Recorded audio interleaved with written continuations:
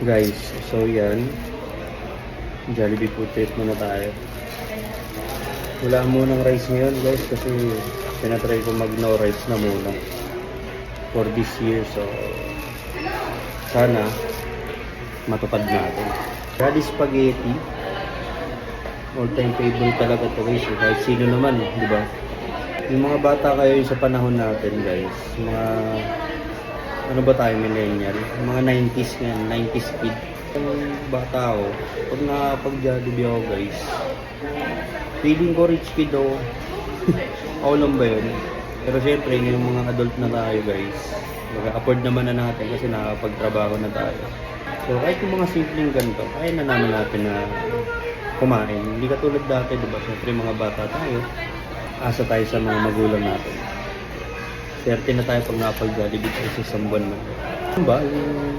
Hindi na ako gumagamit masyado ng yung parang stainless na kutsara or tinidor nila dito. Mas prepared ko yung mga disposable para mas malinis, mas safe lang. Para sa akin lang naman yun guys.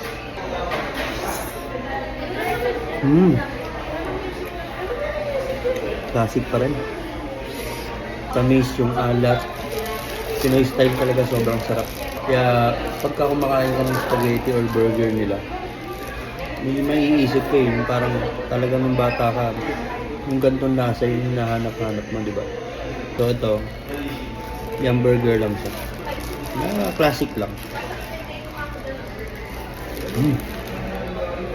Drinks ko, nag-upgrade ako ng ice coffee po. So, tikman natin kung sarap nga ba. Sabayan natin yung spaghetti.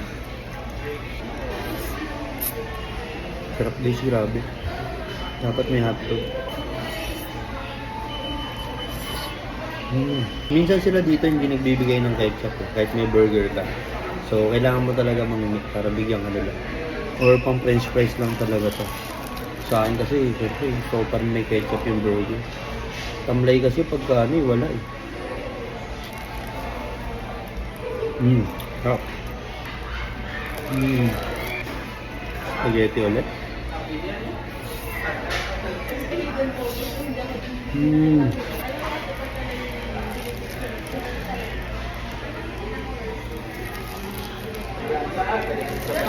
Sarap.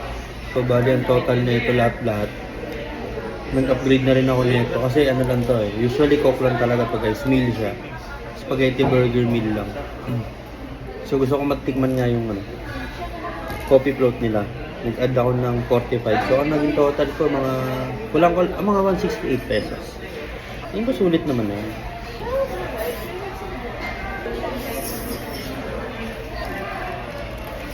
Guys sa mga di pa nakapag-follow dyan, follow nyo ako sa YouTube, TikTok, Facebook, Rod Supremo lang, tsaka Instagram guys. So isa lang naman yung pangalan ko, ito lang, Rod Supremo. Wala naman naman. Yun, sa mga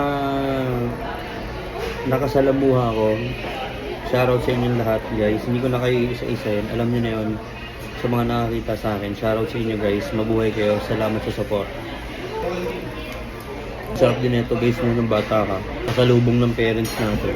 Kahit burger lang, tigi-tigi sa kayo magkakapatid. Sobrang saya. Tapos, aantayin mo muna maubos nila yung mga burger nila. Tapos yung sayo, iuhuli mo na tinitipid mo kang kainin. Para pag ubos niya sa kanila, ikaw naman yung kakain mag-isa. Maiingit sila ngayon.